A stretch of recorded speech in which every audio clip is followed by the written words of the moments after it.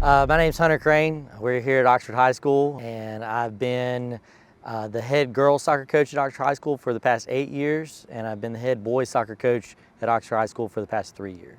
So I played college soccer at Faulkner University, wanted to go to pharmacy school, and so I transferred to the University of Mississippi and started working on, that kind of pathway there. And then I was fortunate enough to be able to volunteer with the Ole Miss women's soccer program for a semester under Coach Mott, and just kind of fell in love with the game, all over again from a different standpoint, not so much as a player, but more as a coach, and decided that was my path, and started coaching club. And then I decided that I was going to be a teacher, and that was going to be my path. And so I was hired at Oxford High School in 2010.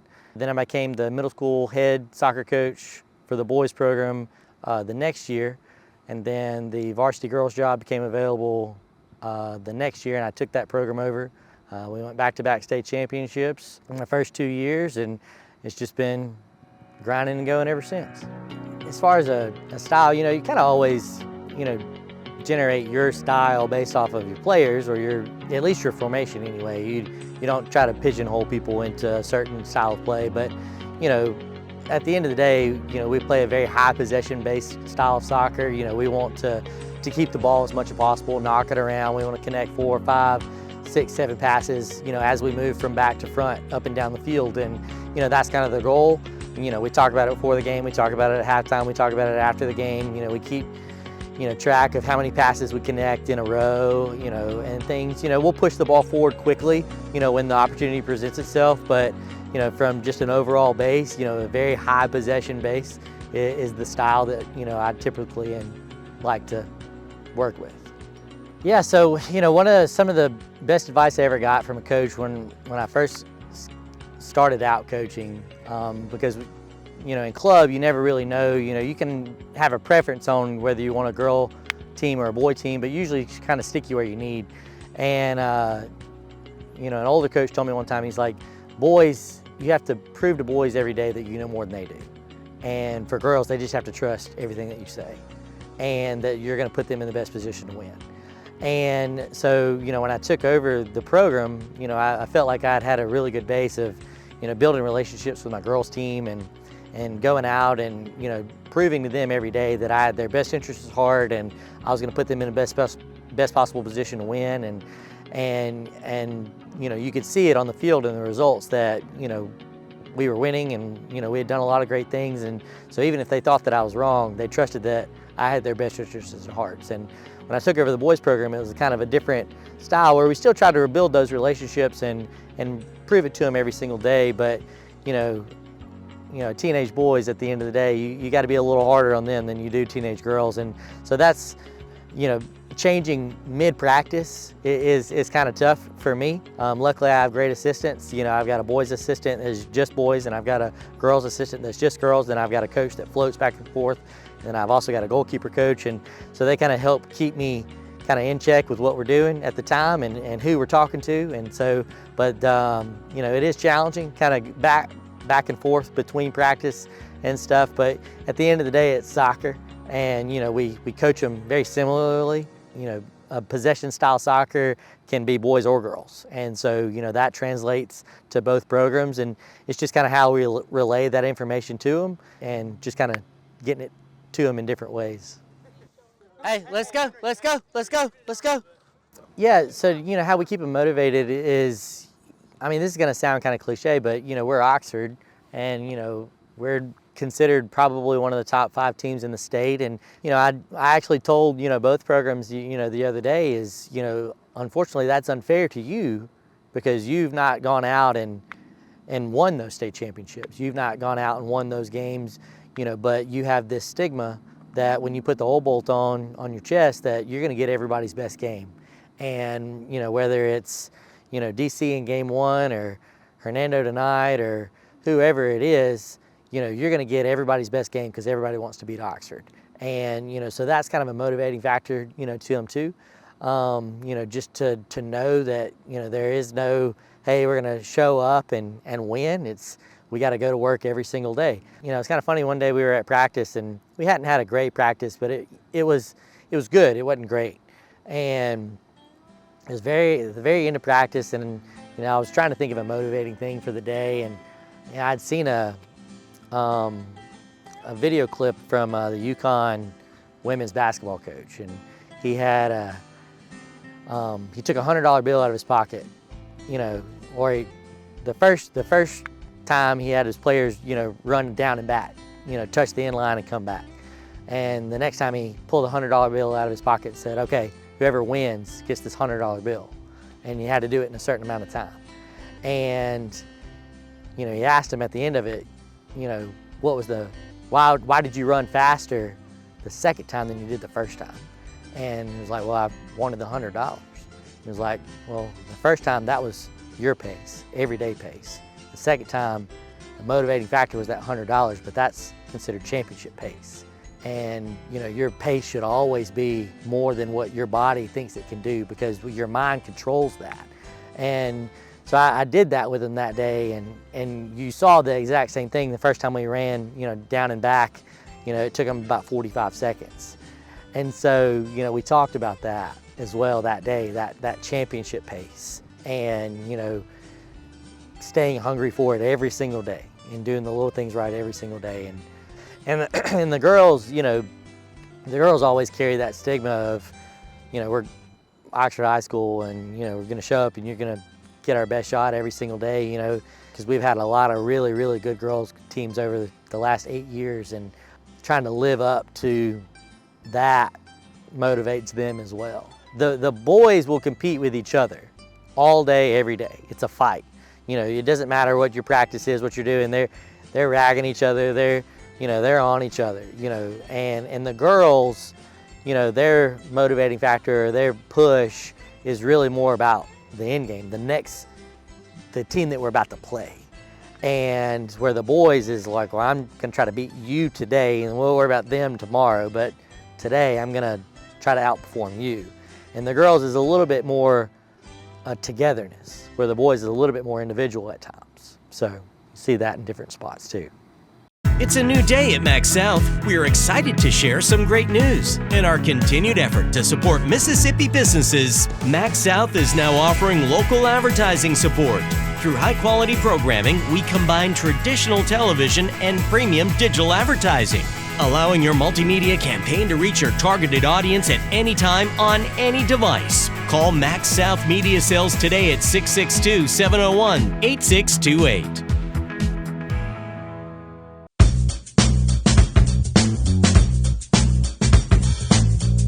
So at practice we have, pretty high expectations of, kind of what we're going after, especially during the season.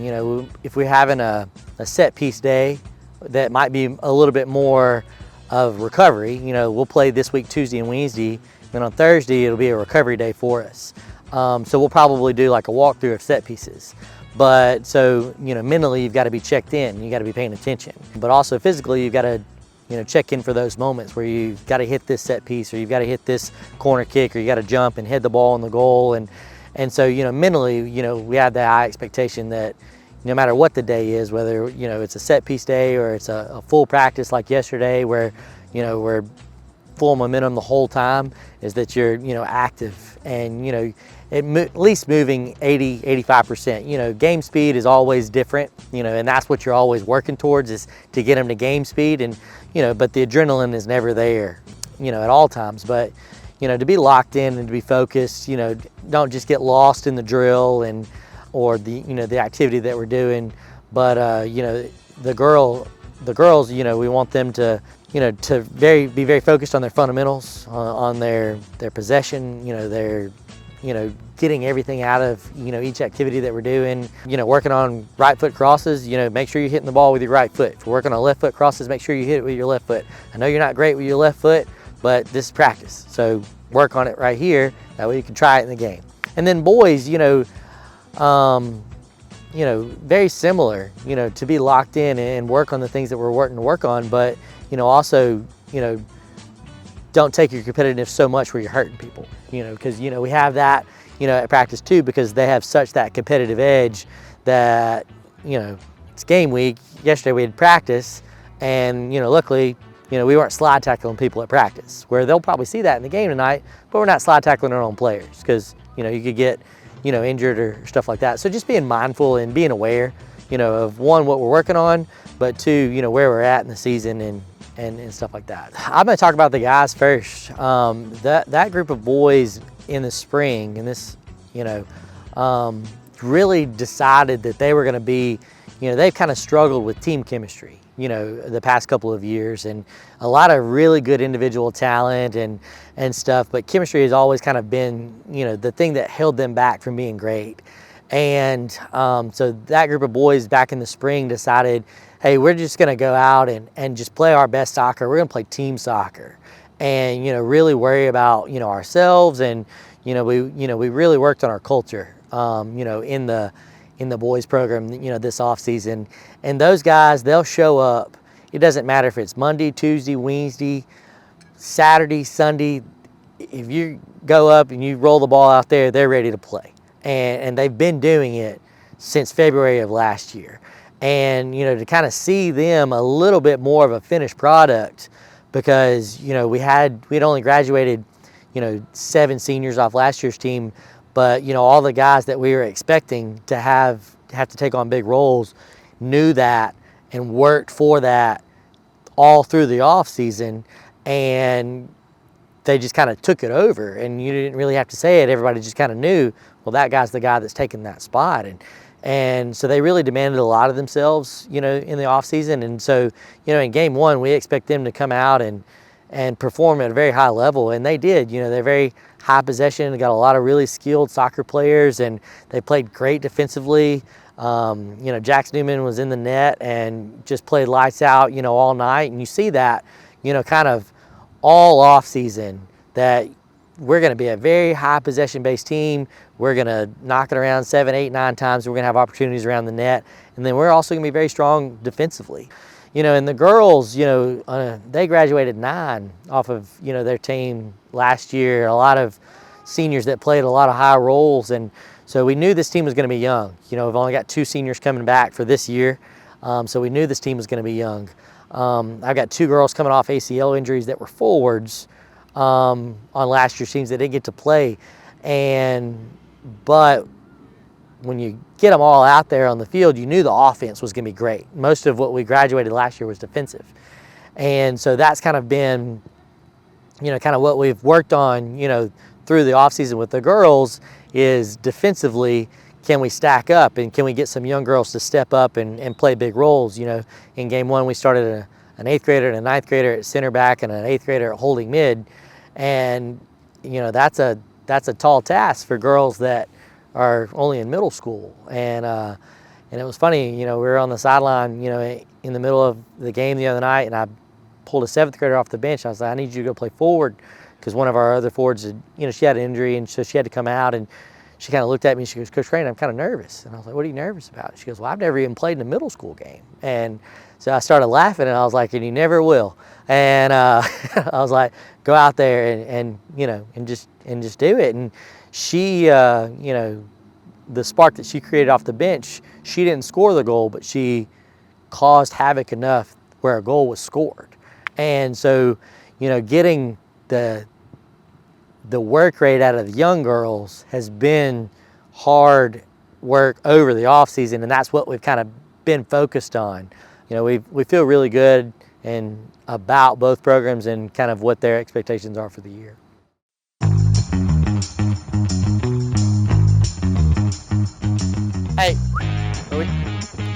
Hey, we all out here? We all out here? Did you put my number back in the thing or no?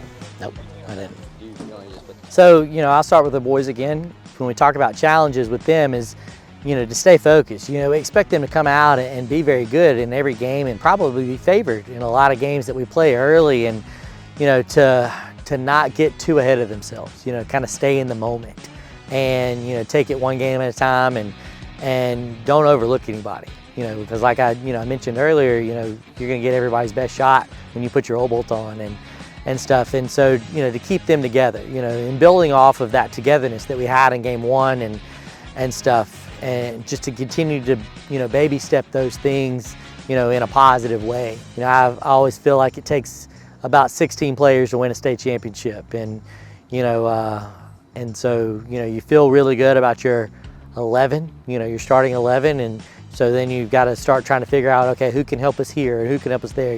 In game one in the boys, we've had some injuries occur. And so, it was nice to have a center back come off the bench cold. He's been sitting 60 minutes and had to get thrust in, because our other starting center back had got a concussion, and so he came in and played phenomenal. And so, to be able to continue to build that depth and that thought that, it could be your moment at any time. Your number could be called and you got to be ready. Our team motto with the girls this year is step by step, day by day, once again, kind of staying in the moment, but being very focused on who we are, what we're good at, do those things really well. And then the things that we might not be good at, like I said, we've got some young girls that are gonna have to play big roles, and preparing them for big moments has been kind of one of our questions. Could they handle the moment? And so far in game one they did, but continue to put them in situations where, because every game's different. It's not always black and white. You can scout, but in soccer, it's not, hey, they're gonna do this. It changes, game to game, and they've got to be ready for that. I can't call timeout and be like, okay, well, they're doing this. This is how you fix it. You've got to be able to do it on the fly. The girls defensively is where we have our most worries right now. We think we're gonna be very strong offensively all year. We've got some very talented forwards who are going to play very high level, college soccer, and they're going to score goals. We want to go out and do what we do and have the ball. So, those are kind of some of the stuff that we worry about right now, and kind of what we're looking at, and kind of what we foresee might be a problem going forward. As a center mid for so now she's coming. So when you get this break right here, up on it, you beat her, she's coming. I think relationships is huge. I got an email, and when I first took over the girls program, that they were immensely talented and as individuals, but they could never kind of put the pieces together as a team.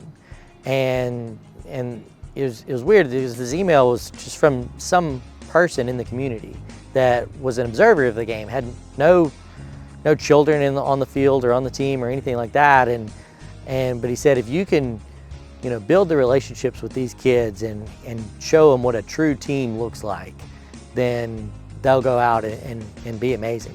They'll be great for you. And that was kind of the first time that I really had that thought of it's going to be a lot of relationships. I see them 2 hours every single day, and all year round, even through the summer, we train through the summer, and so I see them a lot, and it's supposed to be fun. And so, we try to be as serious about it as we can be, because, we have high expectations. We should compete for state championships every single year, but also realizing that this is fun, and to be able to compartmentalize that and to do different things and challenge them daily, or give them breaks when they need to have that break as well, is a giant balancing act. But I think that's one of the things that make really good high school coaches.